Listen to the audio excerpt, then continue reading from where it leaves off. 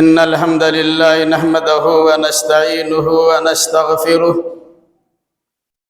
ونعوذ بالله من شرور أنفسنا ومن سيئات أعمالنا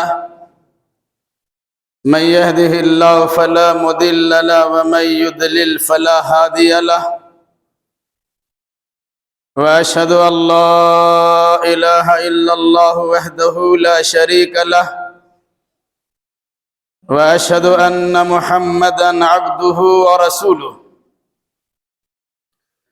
يا أيها الذين آمنوا اتقوا الله حق تقاته ولا تموتن إلا وأنتم مسلمون يا أيها الناس اتقوا ربكم الذي خلقكم من نفس واحدة وخلق منها زوجها وبث منهما رجالا كثيرا ونساء واتقوا الله الذي تساءلون به والأرحام إن الله كان عليكم رقيبا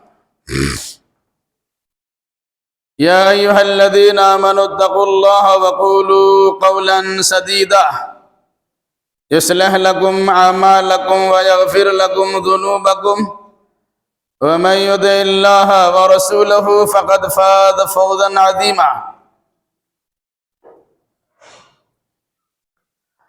أما بعد فإن خير الحديث كتاب الله وخير الهدي هدي محمد صلى الله عليه وسلم وشر الأمور محدثاتها وكل محدثة بدعة وكل بدعة ضلالة وكل ضلالة في النار. أعوذ بالله السميع العليم من الشيطان الرجيم. بسم الله الرحمن الرحيم.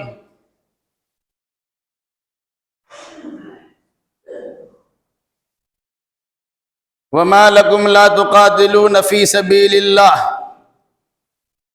والمستضعفين من الرجال والنساء والولدان الذين يقولون ربنا أخرجنا من هذه القرية الظالم أهلها واجعل لنا من لدنك وليا واجعل لنا من لدنك نصيرا.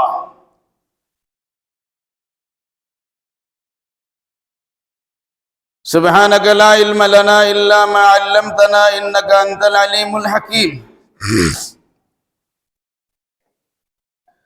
رب اشرح لي صدري ويسر لي أمري واحلل عقدة من لساني يفقهوا قولي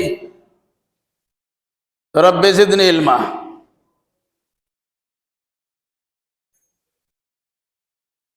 ہر قسم کی تعریف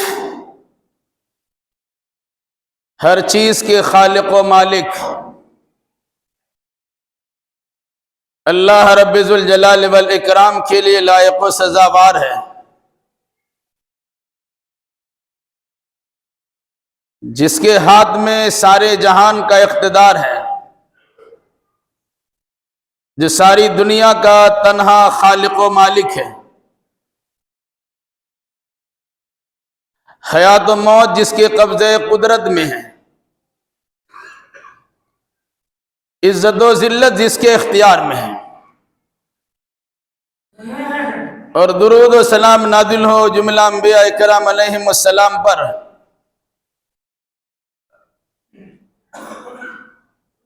خصوصاً امام الانبیاء والمرسلین، خاتم النبیین، رحمت للعالمین، شفیع المذنبین محمد الرسول اللہ صلی اللہ علیہ وسلم پر. اللہم صلی علی محمد وعلی آل محمد کما صلیت علی ابراہیم وعلی آل ابراہیم انکا حمید مجید. اللہم بارک علی محمد وعلی آل محمد کما بارکت علی ابراہیم وعلی آل ابراہیم انکا حمید مجید.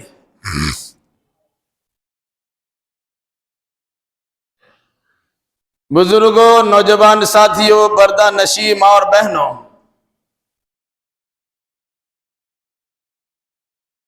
خطبہ مسنونہ کے بعد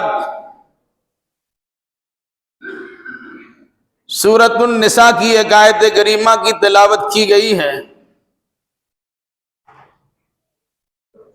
انشاءاللہ الرحمن اسی آیت کریمہ کی روشنی میں آج کی اس خطبے میں چند باتیں آپ کے سامنے آئیں گی۔ اللہ ہمیں صحیح کہنے، صحیح سننے، صحیح سمجھنے اور صحیح باتوں پر عمل کرنے کی توفیق و رحمت فرمائے، آمین۔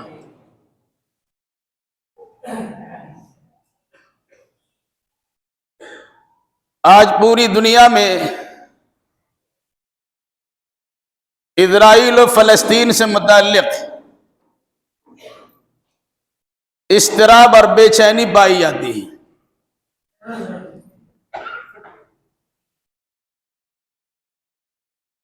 مختلف ذرائع ابلاغ سے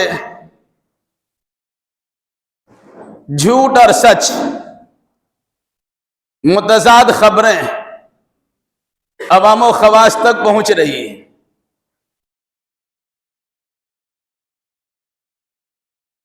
جس کے پاس دھڑکتا ہوا دل ہے، جس کا ضمیر مردہ نہیں ہوا ہے، جو دھرتی کا بوجھ بنا ہوا نہیں ہے، وہ اس مسئلے کی سنگینی کو بھانپ رہے ہیں اور اپنے اندر بےتابی، اضطرابی اور بے چینی بھی محسوس کر رہے ہیں۔ خوش تو وہ ہیں جو جذبہ جہاد سے سرشار ہو کر اسرائیل کی مخالفت میں اور فلسطین کی حمایت میں سر بکف یا سر سے کفن باندھے فلسطین کی سرزمین پر جانے کو تیار ہے۔ کچھ ایسے بھی افراد ہیں جن کی جانب سے فلسطین کی حمایت میں اور اسرائیل کی مخالفت میں آوازیں بلند بھی ہو رہی ہیں۔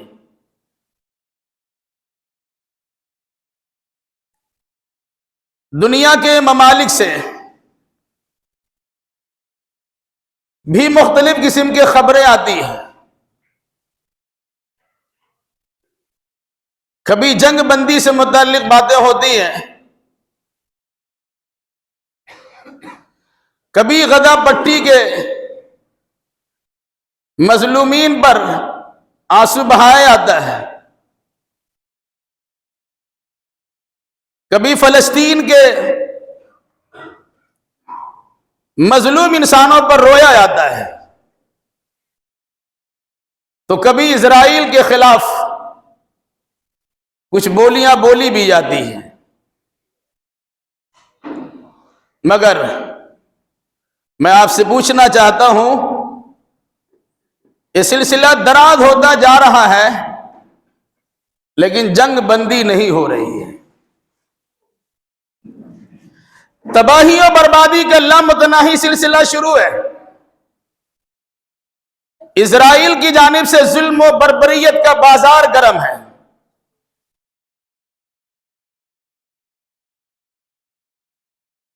مسلم ممالک کی جانب سے بھی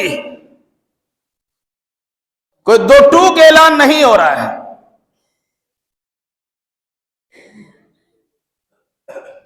مخالفین کی جانب سے یا اسرائیل کے موافقین کی طرف سے کبھی سپورٹ کی بات ہوتی ہے تو کبھی اس کے خلاف، کبھی جنگ بندی سے متعلق باتیں آتی ہیں تو کبھی مٹیریل سپلائی کیا جاتا ہے۔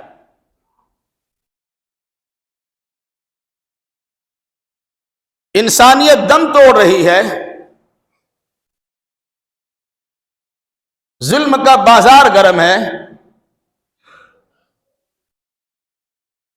مگر افسوس یہ ہے کہ قرآن پر ایمان رکھنے والے افراد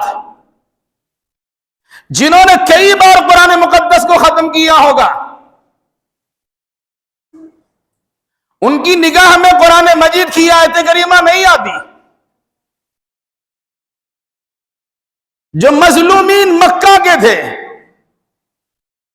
اور اللہ کے نبی صلی اللہ علیہ وسلم صحابہ کرام کے ساتھ مدینہ ہجرت کر کے آگے تھے، کچھ معذور قسم کے لوگ تھے، کچھ غریب و نادار قسم کے لوگ تھے، کچھ عورتیں وہاں پڑی ہوئی تھی، کچھ بچے وہاں گرفتار تھے. ان کے دل سے جو آواز نکلی ہے اللہ تبارک و تعالیٰ نے اس کا اعلان اس آیت کریمہ میں کیا ہے. اگر میں کہوں آج کے دور میں فلسطین کے مظلومین کی یہ صدا ہے، وہاں کی عورتوں کی یہ آواز ہے، وہاں کے بچوں کی یہ چیخ ہے، اس کے باوجود بھی قرآنی آیت پر عمل کرنے کے لیے تیار نہیں ہے، تو ہمیں سمجھنا چاہیے کہ ایمان کا ادنا حصہ بھی ہمارے پاس موجود نہیں ہے. ہو سکتا ہے قرآن مجید کی آیت کریمہ کے ترجمہ کرنے پر آپ کا کلیجہ دہل جائے، ہو سکتا ہے کہ میرے سلسلے میں بدگمانی کے دو چار ہو جائے کہ ملت کو کٹوانے کا ارادہ ہے، جہاد کے برانگیختہ کرنے کا ارادہ ہے، عوام و خواص کو فلسطین کی تعاون کے لیے بھیجنے کا ارادہ ہے. اس قسم کی باتیں آپ کے ذہن و دماغ میں آ سکتی ہیں. آپ سوچنا چاہے سوچ لیجئے. میں قرآن مجید کی آیت کریمہ پڑھا ہوں، اس کا ترجمہ کرتا ہوں، اور پھر اس کے بعد حالات کا جائزہ خود لے لیجئے گا.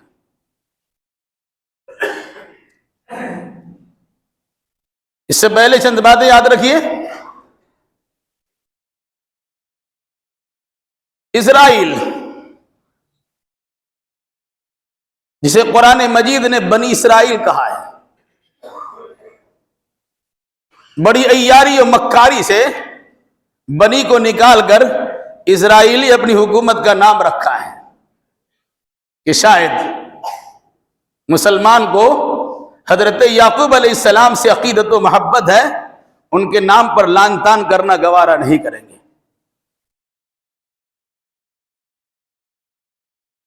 اسرائیل نام رکھا، اسرائیل نام رکھا، اصل ہے وہ یہودی،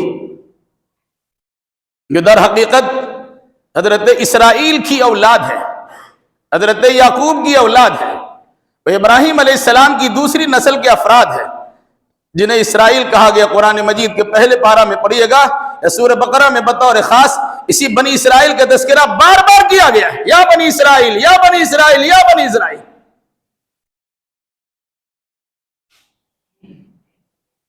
اگر آپ قرآن پڑھتے ہیں تو لفظ بنی اسرائیل پہ تھوڑا سا غور کر لیجئے گا، تھوڑی توجہ دیجئے گا.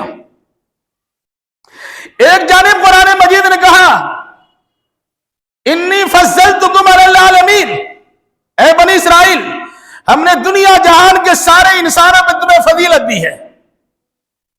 اور یقیناً اپنے زمانے میں بنی اسرائیل کو فضیلت حاصل تھی، اور فضیلت حاصل کیوں نہ ہو، فرعون جیسے ظالم و جابر حکمراں سے ان کو نجات ملی تھی، موسیٰ علیہ السلام جیسا ان کو نبی ملا تھا، تورات جیسی عظیم قانون کی کتاب ملی تھی. اس مناسبت سے ان کا بڑا مقام تھا. قرآن نے بارہا کہا انی فضلتکم علی العالمین، اے بنی اسرائیل میں نے دنیا والوں پہ تمہیں فضیلت عطا کی، برتری اور فوقیت عطا کی. لیکن آپ کو پتا ہے جس کو زیادہ مانا جاتا ہے سرکشی بھی اسی کی طرف سے زیادہ ہوتی ہے. بنی اسرائیل کے بڑے ناز و نخرہ اللہ نے برداشت کی، بڑی چہیتی لاڈلی اور پیاری قوم تھی، ان کے بہت سارے مطالبات پورے کیے. مصر سے نکلنے کے بعد فلسطین مجھ سے داخل ہو جانا چاہیے تھا، نہیں داخل ہوئے. موسیٰ علیہ السلام کی بات تک نہیں مانی. اللہ نے ارض فلسطین کو ان بنی اسرائیل پر 40 سال کے لیے حرام کر دیا، اور یہ میدان تی میں ٹامک ٹوئیاں مارتے رہے، حیران و پریشان رہے. ہونا تو یہ چاہیے کہ اللہ تبارک و تعالیٰ اسے زمین میں دھسا دیتا، فرعون کے ظلم و ستم سے بچایا، اور موسیٰ علیہ السلام کی اقتدا کرنے کے لیے تیار نہیں ہے، اللہ اس کے رسول کی بات پہ جانثار نہیں ہے، ہونا تو یہ چاہیے کہ وہی انہیں دبا دیا تھا، لیکن اللہ تبارک و تعالیٰ نے اس کے بڑے ناز و نخرہ برداشت کیا۔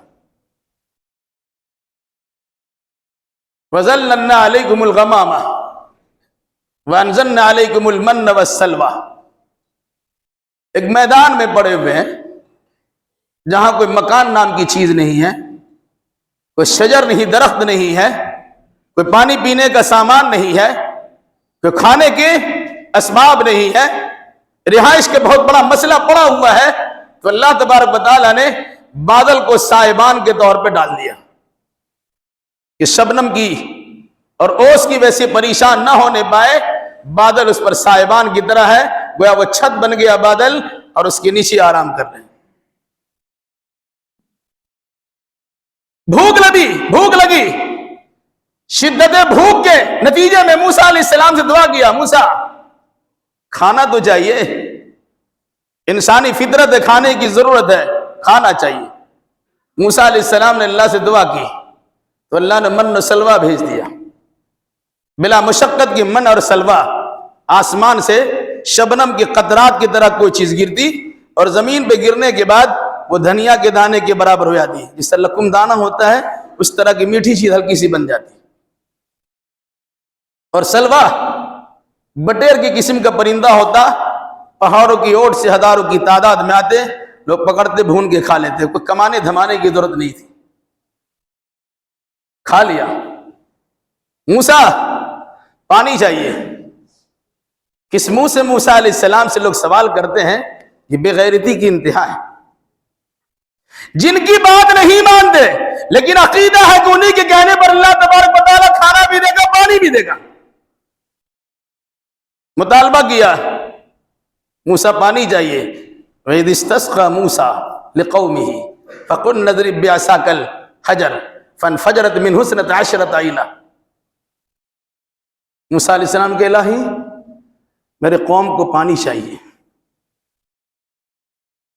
موسیٰ علیہ السلام سے کہا گیا یہ لاٹھی آپ کے پاس ہے، پتھر پہ ماریے۔ پتھر سے 12 چشمہ جاری کیا، 12 قبیلہ 12 خاندان کے افراد تھے، 12 چشمہ جاری کر دیا۔ سایہ بھی مل گیا، گویا گھر نصیب ہوا، پیٹ بھرنے کے لیے کھانا بھی مل گیا، پیاس کی شدت کو بجھانے کے لیے پانی بھی دستیاب ہو گیا۔ ہونا تو یہ چاہیے کہ موسیٰ علیہ السلام کی باتوں پر 100 جان سے قربان ہوتے، جو کہتے مان لیتے، لیکن اسی میدان تیم میں ان بنی اسرائیل نے موسیٰ علیہ السلام سے کہا کہ ہم کیسے مان لیں کہ اب اللہ تبارک و تعالیٰ سے بات کر رہے ہیں، نعمتیں مل رہی ہیں، کھا رہے ہیں، پانی مل رہا پی رہے ہیں، من و سلوہ اتر رہا استعمال کر رہے ہیں، سائبان میں آرام کر رہے ہیں، لیکن پھر بھی انہیں احساس نہیں ہوتا کہ سب اللہ تبارک و تعالیٰ کا دین ہے، جو موسیٰ علیہ السلام کی دعاؤں کی برکت ہے۔ کہا کیسے مان لیں آپ اللہ سے بات کرتے ہیں؟ لَن نُؤْمِنَ لَكَ حَتَّىٰ نَرَى اللَّهَ جَهْرًا، جب تک اپنے ماتھے کی آنکھوں سے اللہ کو ہم نہیں دیکھ لیں گے، ہم نہیں تسلیم کر سکتے کہ آپ کو اللہ سے بات ہو رہی ہے۔ موسیٰ علیہ السلام نے 70 افراد کو لیا کہ چلو بات کرواتے ہیں، دکھاتے ہیں، پہاڑ پہ لے گئے، اللہ تبارک و تعالیٰ نے ایک زوردار آواز پیدا کر دی، سب وہیں مر گئے، سب ہلاک ہو گئے۔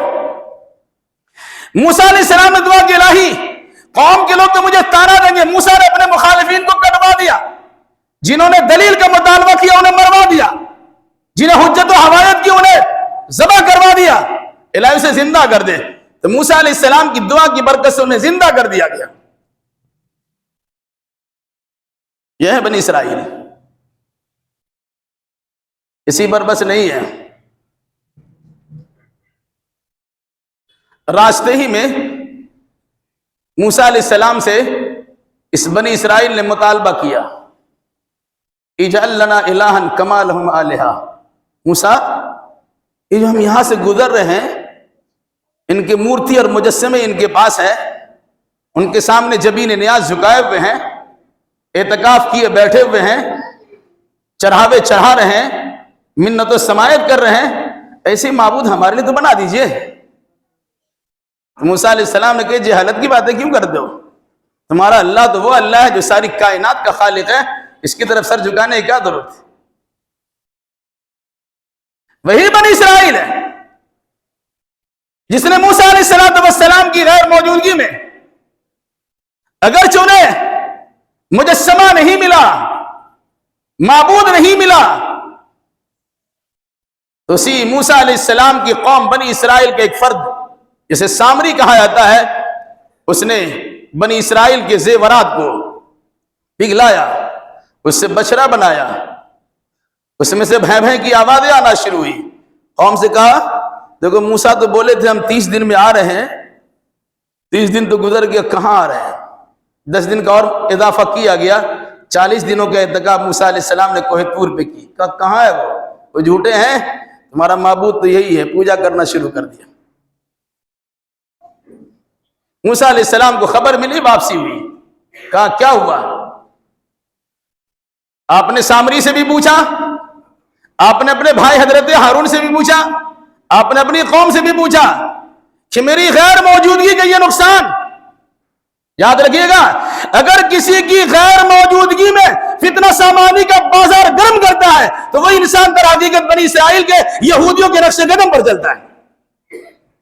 یہ تاریخ رہی ہے کہ اللہ کے نبی صلی اللہ علیہ وسلم غیر حاضر ہوئے، منافقین نے الٹی سیدھی حرکتیں کرنا شروع کر دی۔ موسیٰ علیہ السلام کچھ دنوں کے لیے قوم سے غیر حاضر ہوئے، قوم نے گوشالہ پرستی کرنا شروع کر دی۔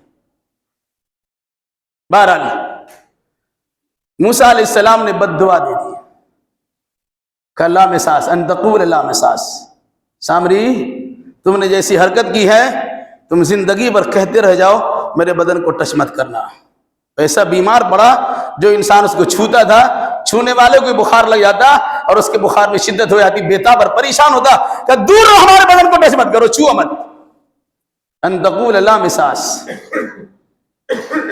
جس موسیٰ علیہ السلام کی وجہ سے بنی اسرائیل کو فرعون سے نجات ملی تھی، دنیا والوں کے سامنے بڑی فضیلت و اہمیت حاصل ہوئی تھی، اسی موسیٰ علیہ السلام کی خلاف کارروائی کرنا شروع کر دیا۔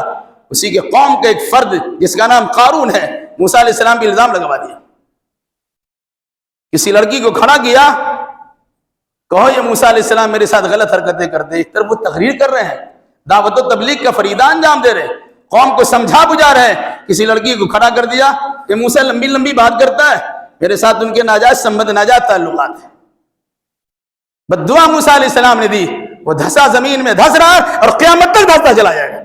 یاد رکھے ایسی حرکتیں کرنے والے جو دعوت و تبلیغ کے میدان میں کام کرنے والے انسانوں کو بدنام کرنے کی ناپاک کوشش کرتے ہیں، وہ بھی زمین میں دھسیں گے اور قارون کی سزا اسے ضرور میسر ہوگی۔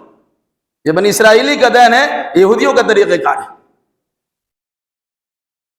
ان یہودیوں کو بار بار سزا ملی جس کا تذکرہ گزشتہ ہفتہ بھی ہو چکا ہے۔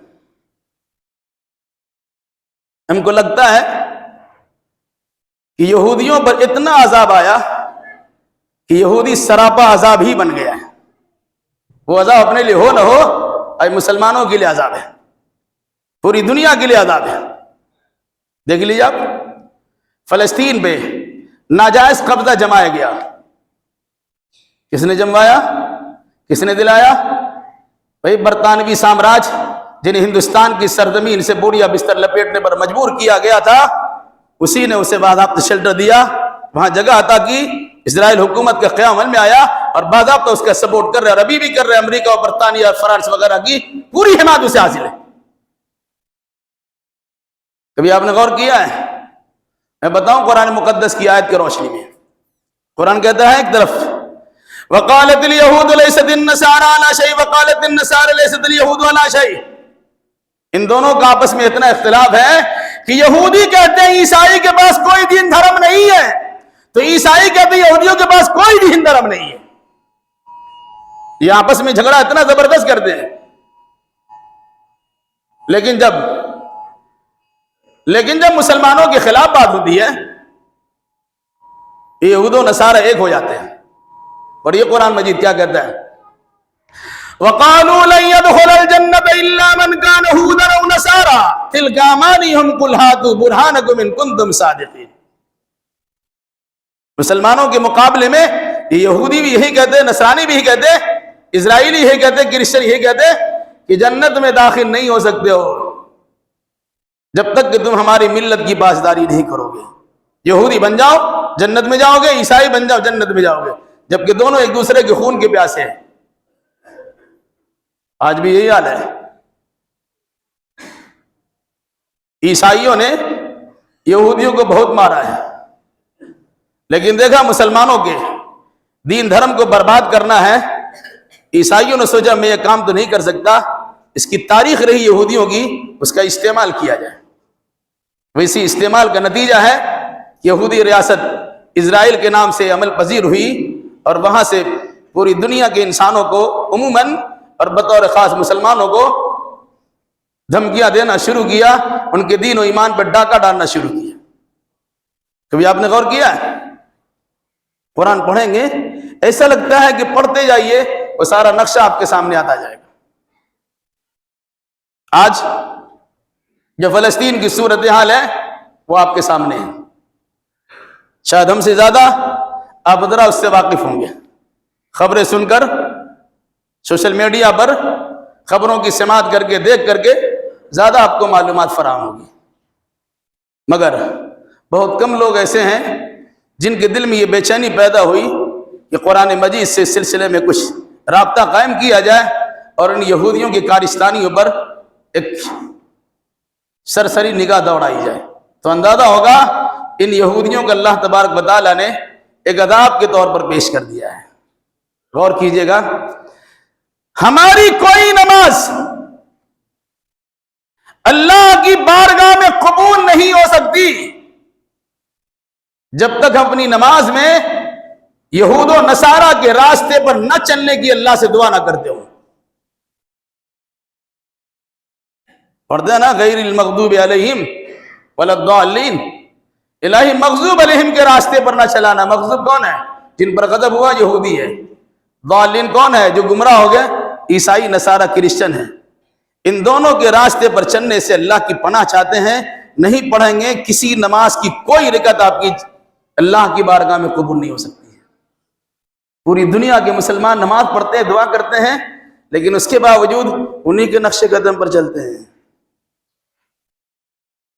الہی ان کے راستے پر نہ چلے، لیکن ہم چلتے ہیں اسی کے راستے پر، پھر دعا کیسے قبول ہوگی؟ حالات نے کروٹ لی ہے، پریشانی ہمارے سامنے آئی ہے، کسی کے ورغلانے سے، بہکانے سے، ایک تنظیم کی جانب سے حملہ کرا دیا گیا۔ انہیں یہ سمجھ میں نہیں آیا کہ ایسا تو نہیں ہے کہ افغانستان جیسا حل کر دیا جائے گا، کہ ایسا تو نہیں ہے عراق کی تباہی و بربادی کی صورت پیدا کر دی جائے گی۔ جذبات میں آئے، حملہ ہو گیا۔ بہرحال جو ہوا ہوا، اس کا رونے کی ضرورت نہیں ہے۔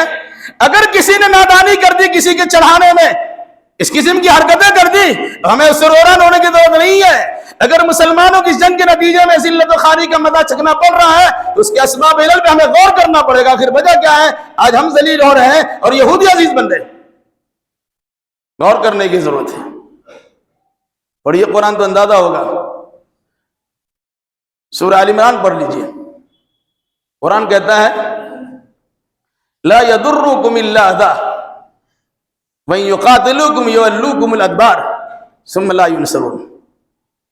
کاش کہ مسلمانوں کا عقیدہ قرآن مقدس کی آیتوں پر ہوتا، قرآن کی خلاف ورزی کوئی کرتا ہے جان دینے کے لیے اور جان لینے کے لیے ہم تیار ہوتے ہیں، لیکن قرآن پڑھنے کے لیے اور اس کی تعلیمات کو سمجھنے کے لیے تیار نہیں ہے۔ کیا کہا؟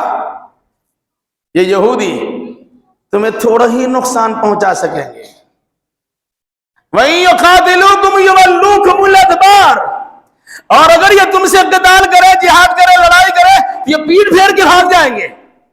ثُمَّ لَا يُنصَرُونَ، پھر اس کی مدد نہیں کی جائے گی۔ یہ قرآن کا اعلان غلط ہے، قرآن کی آیت غلط ہے، یا مسلمانوں کا ایمان غلط ہے؟ فیصلہ آپ کر لیجئے۔ ادنا ایمان رکھنے والا بھی انسان نہیں کہہ سکتا ہے کہ ہمارا ایمان صحیح ہے اور قرآن کی آیت غلط ہے۔ قرآن تو کہتا ہے یہ تمہیں تھوڑا سا نقصان پہنچائیں گے، معمولی نقصان پہنچائیں گے، اور اگر لڑائی بھرائی کی نوبت آ گئی یولوکم الادبار، تمہیں پیٹھ دکھا کے بھاگ جائیں گے، ہم تمہارے مقابلے میں کھڑا ہو ہی نہیں سکتے ہیں، پھر اس کی کسی جانب سے مدد نہیں کی جائے گی۔ آج غور کیجئے، وہ پوری دنیا کو چیلنج کر کے بیٹھا ہوا ہے، ہر چہار جانب سے انہیں مدد بھی پہنچائی جا رہی ہے، ان کے ظلم بربریت پر کہیں کہیں مگرمچھ کے آنسو بہائے جاتے ہیں، لیکن اس کی روک تھام کی وہ کوشش نہیں ہوتی جس کے نتیجے میں جنگ بندی کا معاملہ ہو جائے۔ وجہ کیا ہے؟ اس کے بعد والی آیت پڑھی ہے قرآن مجید نے، اس کی بھی صراحت کر دی ہے۔ کیا کہا؟ وَضُرِبَتْ عَلَيْهِمُ الذِّلَّةُ أَيْنَمَا ثُقِفُوا إِلَّا بِحَبْلٍ مِّنَ اللَّهِ وَحَبْلٍ مِّنَ النَّاسِ وَبَاءُوا بِغَضَبٍ مِّنَ اللَّهِ وَضُرِبَتْ عَلَيْهِمُ الْمَسْكَنَةُ ذَلِكَ بِأَنَّهُمْ كَانُوا يَكْفُرُونَ بِآيَاتِ اللَّهِ وَيَقْتُلُونَ النَّبِيِّينَ بِغَيْرِ حَقٍّ ذَلِكَ بِمَا عَصَوْا وَكَانُوا يَعْتَدُونَ۔ سورہ آل عمران کی آیت کریمہ کو پڑھیے۔ قرآن نے ایسا نقشہ کھینچا ہے کہ قرآن کے پڑھنے والوں، قرآن کے ماننے والوں کلیجہ دہل جانا چاہیے۔ اگر اس کے مطابق عمل نہیں ہوتا ہے تو اپنے ایمان سے متعلق چنتا اور فکر کرنا چاہیے۔ یہ یہودی جہاں پائے جائیں گے ذلت و خواری کا مزہ چکھیں گے۔ ضربت علیہم الذلہ اینما ثقفوا، جہاں موجود ہوں گے وہی ذلیل و خوار ہوں گے۔ اسرائیل میں ذلیل و خوار تو نہیں ہے، آج پوری دنیا میں عزت و سرفرازی کی دولت سے مالا مال وہی ہے۔ کیا قرآن کا اعلان غلط ہے؟ لیکن اس کے بعد قرآن نے دو بات کہی ہے۔ آج بہت سے لوگ قرآنی آیت کا انکار کرنے کے لیے اس قسم کی باتیں بھی آپ سے کہہ سکتے ہیں، ارے تمہارا قرآن تو یہ دعویٰ کرتا ہے یہود ذلیل و خوار ہوں گے، آج تو بڑے عزت دار وہی بنے ہوئے، سارے لوگ ان کے سامنے گھٹنے ٹیکنے پر مجبور ہیں۔ قرآن غلط، نعوذ باللہ۔ سیاق و سباق کے معلومات نہ رکھنے والوں کے لیے پریشانی کی بات ہو سکتی ہے۔ اس کے بعد جو فوراً اللہ نے کہا الا بحبل من اللہ وحبل من الناس، اگر یہ یہودی اللہ کی رسی کو پکڑ لے اور ان یہودیوں کو انسانوں کا مضبوط سہارا مل جائے تو ان کو ذلت و خواری سے نکالا جا سکتا ہے، انہیں عزت و سرفرازی عطا کی جا سکتی ہے۔ دیکھ لیجئے، کہا اگر یہودی ایمان لاتے ہیں، اہل اسلام سے رشتہ جوڑ لیتے ہیں، تب بھی عزت مل سکتی ہے۔ اور دوسرا وحبل من الناس، لوگوں کا سہارا ان کو مل جائے، لوگوں کی مضبوط رسی میں یہ بندھ جائے، ان سے رشتہ ناتے جوڑ لے، تب بھی ان کی عزت و سرفرازی مل سکتی ہے، ذلت و خواری سے وہ نکل سکتے ہیں۔ دیکھ لیجیے آج یہودی اسرائیلی ریاست کے قیام میں کن کا ہاتھ ہے، تاریخ کا مطالعہ کر لیجیے، اور ابھی جو سپورٹ میں جو لوگ کھڑے ہیں اس کو جان لیجیے، پتا چلے گا قرآن نے کیا کہا الا بحبل من اللہ وحبل من الناس، اللہ کی رسی کو مضبوط تھامنے کے نتیجے میں یہ ذلت و خواری سے نکل سکتے ہیں، یہ لوگوں کی مضبوط رسی کو پکڑنے کے نتیجے میں ذلت و خواری سے نکل سکتے ہیں۔ امریکہ کا سہارا لیا، برطانیہ کا سہارا لیا، فرانس کا سہارا لیا، دیگر ممالک کا سہارا لیا، اور ان کا سہارا انہیں ملا ہوا ہے، دنیا والوں کے سامنے عزت و سرفرازی کے ساتھ سر اٹھائے زندگی گزار رہے ہیں۔ بھئی وہ مغضوب قوم، وہ ذلت و خواری سے دوچار قوم جب اللہ کی رسی کو تھام لے یا لوگوں سے اپنے رشتہ ناتا جوڑ لے، انہیں ذلت و خواری سے نجات مل سکتی ہے۔ تو مسلمان تو عزت دار لوگ ہیں، انہیں ذلت و خواری کا مزہ کیوں چکھایا گیا؟ اس کی وجہ یہ ہے کہ نہ ہمارا لوگوں سے رشتہ مضبوط ہے، نہ اللہ سے رشتہ استوار ہے۔ دوسروں کو دوشی ٹھہرانے کے بجائے اپنے ایمان سے متعلق بات کرنی چاہیے۔ پھر اس کے بعد کہا وَبَاءُوا بِغَضَبٍ مِّنَ اللَّهِ، یہ لوگ اللہ کے غضب میں پڑے ہوئے ہیں۔ پھر کہا وَضُرِبَتْ عَلَيْهِمُ الْمَسْكَنَةُ، ذلت ان پر طاری کر دی گئی۔ وجہ کیا ہے؟ اس وجہ سے يَكْفُرُونَ بِآيَاتِ اللَّهِ وَيَقْتُلُونَ النَّبِيِّينَ بِغَيْرِ حَقٍّ ذَلِكَ بِمَا عَصَوْا وَكَانُوا يَعْتَدُونَ۔ چار وجہ بتائی گئی، یہودیوں کے ذلیل و خوار ہونے کی چار وجہ۔ اگر وہ چار وجہ آپ کے اندر پائی جاتی ہیں، آپ کو بھی ذلت و خواری سے بچایا نہیں جا سکتا۔ انہوں نے اللہ کی آیتوں کا انکار کیا کتنے مسلمان ہیں جو قرآن مقدس کی آیتوں پر ایمان رکھتے ہیں؟ لفظی ایمان تو ہے لیکن عملی ایمان نہیں ہے۔ وَيَقْتُلُونَ النَّبِيِّينَ بِغَيْرِ حَقٍّ، یہ نبیوں کو ناحق قتل کرتے ہیں۔ آج کے دور میں نبیوں کو ناحق قتل کرنے کی صورت نہیں ہو سکتی ہے۔ العلماء ورثۃ الانبیاء، عالم انبیاء کے وارث۔ اگر کوئی انسان انبیاء کی شان میں گستاخی کرتا ہے وہ بھی مجرم ہے، تو انبیاء کے وارثین کی شان میں گستاخی کرتا ہے وہ بھی مجرم ہے، ذلت و خواری سے دو چار ہوں گے۔ اور اس کے بعد کیا کہا؟ ذَلِكَ بِمَا عَصَوْا وَكَانُوا يَعْتَدُونَ، انہوں نے نافرمانی کی ہے اور نافرمانی میں حد سے تجاوز کر گئے۔ یہ خرابی آپ کے اندر پائی جائے گی، آپ اس ذلت و خواری سے نہیں محفوظ رہ سکتے۔ آئے اس آیت کریمہ پر جو خطبہ پڑھا گیا اس کا ترجمہ کر کے بعد ختم کرتے ہیں، انشاءاللہ باقی تفصیلات آئندہ۔ وَمَا لَكُمْ لَا تُقَاتِلُونَ فِي سَبِيلِ اللَّهِ، اے لوگو، یہ قرآن کہتا ہے، اللہ کا اعلان ہے یا اللہ کا فرمان ہے، قرآن میں درج ہے، اور رسول اللہ صلی اللہ علیہ وسلم نے اس کا اعلان کیا، دنیا بھر کے لیے، قیامت تک کے لیے قرآن کے سینے محفوظ ہے۔ وَمَا لَكُمْ لَا تُقَاتِلُونَ فِي سَبِيلِ اللَّهِ، اے لوگو، تمہیں کیا ہو گیا ہے، تم اللہ کے راستے میں قتال و جہاد نہیں کرتے ہو؟ اس کے بعد کیا کہا؟ وَالْمُسْتَضْعَفِينَ مِنَ الرِّجَالِ وَالنِّسَاءِ وَالْوِلْدَانِ، حالانکہ مکہ کی سرزمین پر کمزور مرد، عورتیں اور بچے پھنسے ہوئے ہیں، اور اللہ تبارک و تعالیٰ سے گہار لگا رہے، مدد کی گہار لگا رہے، دعا کر رہے ہیں، ربنا اخرجنا من هذه القرية الظالم اهلها، الہی اس بستی سے ہمیں نکال دے جہاں کے رہنے والے ظالم بنے ہوئے ہیں، وجعلنا من لدنك وليا وجعلنا من لدنك نصيرا، اے اللہ اپنی جانب سے ہمارا کوئی ولی و کار ساز بنا دے، اور اے اللہ اپنی جانب سے کوئی ہمارے لیے مدد دو، امید مددگار بنا دے۔ یہ مکہ میں پھنسے ہوئے ان غریب و نادار، مجبور و لاچار بوڑھے بزرگ اور عورتیں اور بچوں کی صدائیں تھی جو عرش معلیٰ تک پہنچی، اور اللہ تبارک و تعالیٰ نے اہل ایمان کے دلوں کی دھڑکن پیدا کرنے کے لیے ان کے سامنے یہ پڑھوا دیا کہ لوگوں تمہیں کیا ہو گیا ہے، ان پھنسے ہوئے مسلمانوں کے لیے تم جہاد کرنے کے لیے تیار کیوں نہیں ہو؟ اگر کوئی کہے کہ قرآن آپ سے کہہ رہا ہے، اے دنیا بھر کے مسلمانوں، 57-58 کے ممالک کے حکمرانوں، تمہیں کیا ہو گیا کہ فلسطین کی سرزمین پر بوڑھے بھی رو رہے ہیں، مرد بھی رو رہے ہیں، عورتیں بھی بیوہ ہو رہی ہیں، بچے بھی یتیم ہو رہے ہیں، خوراک سے بے پریشان، پینے کو پانی نہیں، کھانے کو دانا نہیں، پہننے کو کپڑا نہیں، رہنے کو مکان نہیں، اس قسم کی پریشانی سے دوچار ہے، تم دنیا بھر کے داد و عشرت میں مشغول ہو، تمہیں کیا ہو گیا ہے کہ اللہ کے نام پر ان مظلوم مسلمانوں کی رعایت کے لیے، مظلوم مسلمانوں کی حمایت کے لیے لڑنے کے لیے تیار کیوں نہیں ہوتے ہو؟ کیا جواب ہوگا آپ کا؟ میں ہرگز نہیں کہتا ہوں کہ لاٹھی اور ڈنڈا اٹھائیے اور فلسطین پہنچ جائیے، جہاد کی شکلیں مختلف ہوتی ہیں، موجودہ دور میں جہاد کی شکلیں الگ ہیں، آپ تعاون کر سکتے تعاون کیجئے، بول کر جہاد کیجئے، لکھ کر جہاد کیجئے، مدد پہنچا کر جہاد کیجئے، یہ ساری تدبیریں ہیں جہاد کرنے کی، لیکن آج ہمارے پاس کچھ نہیں ہے، لیکن روتے ہیں، چلاتے ہیں، بلکتے ہیں، ہنگامہ آرائی کرتے ہیں اور کچھ کرنے کے لیے تیار نہیں ہے۔ میرے بھائیوں، اللہ کے واسطے اس حقیقت کو سمجھیے، اگر فلسطین کے بچوں نے، وہاں کی خواتین نے، وہاں کے مظلوم مسلمانوں نے کل قیامت کے دن آپ کا دامن تھاما اور اللہ تبارک و تعالیٰ کی بارگاہ میں عرض کہ الہی، یہی لوگ تھے کہ 1 کروڑ کا مقابلہ 1.5 ارب نہیں کر رہے تھے۔ پوری دنیا میں یہودیوں کی تعداد صرف 1 کروڑ اور مسلمانوں کی تعداد 1.5 ارب، 140 کروڑ۔ ذلت و خواری کی انتہا دیکھیے، 1 کروڑ کا مقابلہ نہیں کر سکتے۔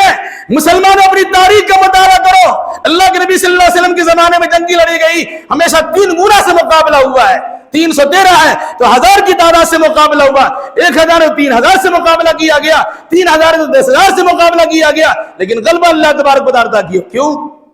وَلَا تَهِنُوا وَلَا تَحْزَنُوا وَأَنْتُمُ الْأَعْلَوْنَ إِن كُنتُم مُؤْمِنِينَ، گھبراؤ مت، سست مت بڑھو، غمگین مت ہو، اگر ایمان تمہارا صحیح سالم ہے تم اس سر بلند رہو گے۔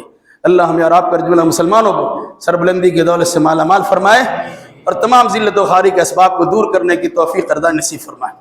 الہی جو بیمار انہیں شفا کامل و عاجل عطا فرما دے، جو مقروض انہیں قرض ادا کرنے کی سہولیات فراہم کر دے، جو ماخوذ گرفتار ان کے لیے ایک اسباب پیدا کر دے۔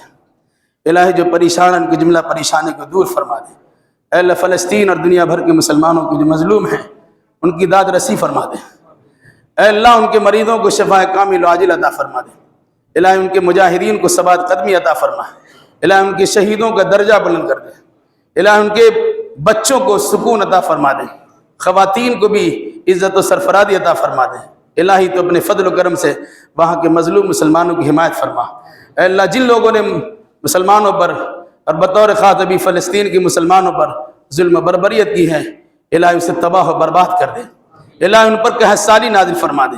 اے اللہ موسیٰ علیہ السلام، حضرت یوسف علیہ السلام کے زمانے کی قحط سالی ان پر نازل فرما دے۔ اے اللہ فلسطینیوں کو نجات فرما۔ اے اللہ ان کی مدد فرما۔ اے اللہ ان کو تعاون فرما۔ اے اللہ مسجد اقصیٰ کی حفاظت فرما۔ اے اللہ مسلمانوں پر رحم فرما۔ اے اللہ مسلمانوں کے ساتھ اچھا برتاؤ فرما۔ الہی مسلمانوں کو ذلت و خواری سے نکال دے۔ اے اللہ عزت و سرفرازی کی دولت سے مالا مال کر دے، اور اے اللہ فلسطینیوں کی حمایت فرما۔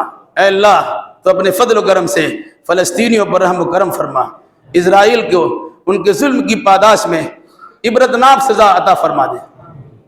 اقول قولی ھذا واستغفر اللہ لی ولکم ولسائر المسلمین واخر دعوانا الحمد للہ رب العالمین۔